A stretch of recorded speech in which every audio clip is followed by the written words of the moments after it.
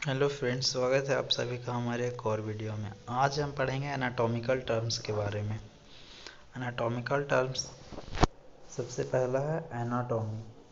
Anatomy is the science that deals with the structure of organs और system. Anatomy ये science है जो deals करता है स्ट्रक्चर और ऑर्गन या सिस्टम को। दूसरा है physiology. Physiology is the branch of science. Physiology है ना, जो साइंस का एक ब्रांच है that deals with the function and activities and mechanism of organ और system। और ये सिस्टम को फंक्शन या ऑर्गन के फंक्शन और मैकेनिज्म को डील करता है, बताता है। Anatomical terminology, the word used in anatomy and physiology which are known as terminology। जो शब्द एनाटॉमी और फिजियोलॉजी में यूज किया जाता है हम लोग उसको टर्मिनोलॉजी कहते हैं, जो नीचे दिया गया है। पहला है cell, smallest structure and functional unit of an organism. कोई भी ऑर्गेनिज्म का जो सबसे छोटी इकाई होता है उसको हम लोग सेल कहते हैं। Tissue, group of cell of the same size and same shape. जो ग्रुप ऑफ सेल होता है जो शेप और साइज में सेम होता है। Organ, group of tissues. System, group of organs.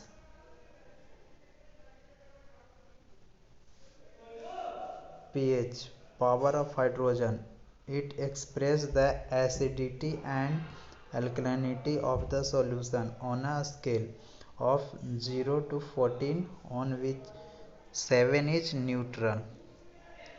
pH होता है वो पावर ऑफ हाइड्रोजन होता है। ये बताता है एसिडिटी और अल्कलानिटी को कोई भी सॉल्यूशन पर। ये एक स्केल होता है जिसमें 0 से 14 तक लिखा हुआ होता है, जिसमें 7 न्यूट्रल होता है। Buffer, a solution that resists changes in pH when acid or alkaline is added to it। Buffer एक सॉल्यूशन है जो रोकता किसी भी सॉल्यूशन के पीएच मान को चेंज होने से। कब? जब एसिड या अल्कलाइन उसमें ऐड करते हैं। Intracellular, inside the cell. Extracellular, outside the cell। Cytology, a study about cell। Histology, a study about tissue।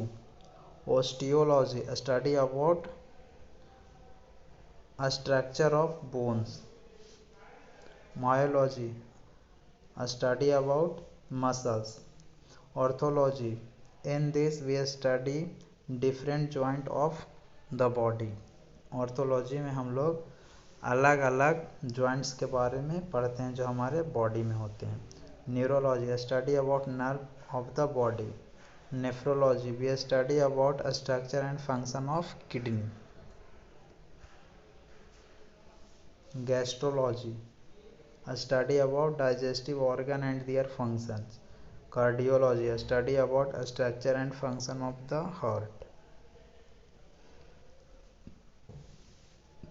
इसमें अब पढ़ेंगे हम anatomical position.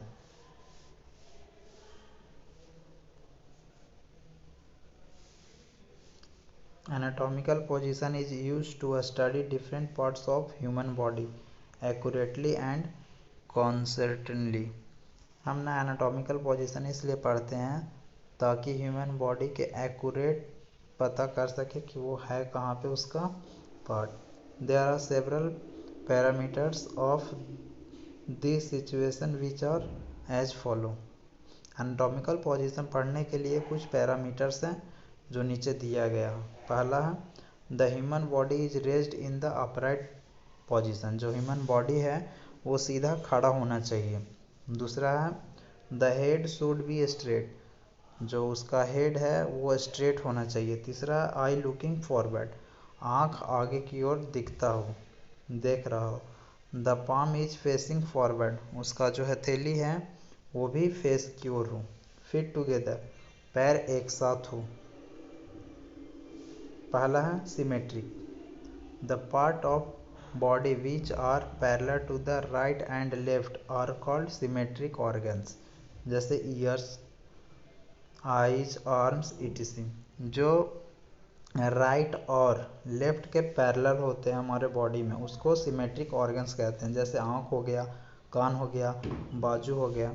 Asymmetrical, the part of a body which fails to correspond to one another in size, shape and arrangement।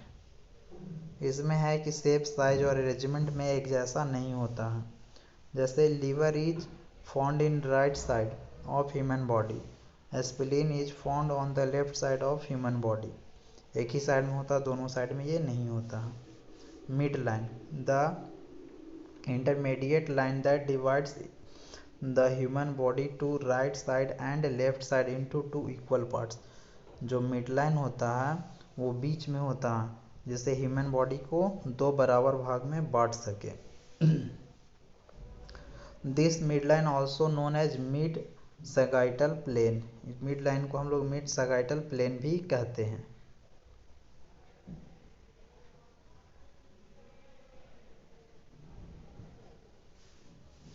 ये हमारा mid line है,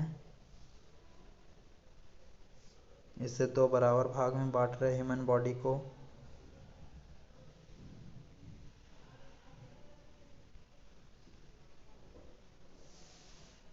पहला है anterior, at the front of body. Body के जो सामने वाला पार्ट होता है उसको हम लोग एंटेरियर कहते हैं। The word anterior is used for front part of the body.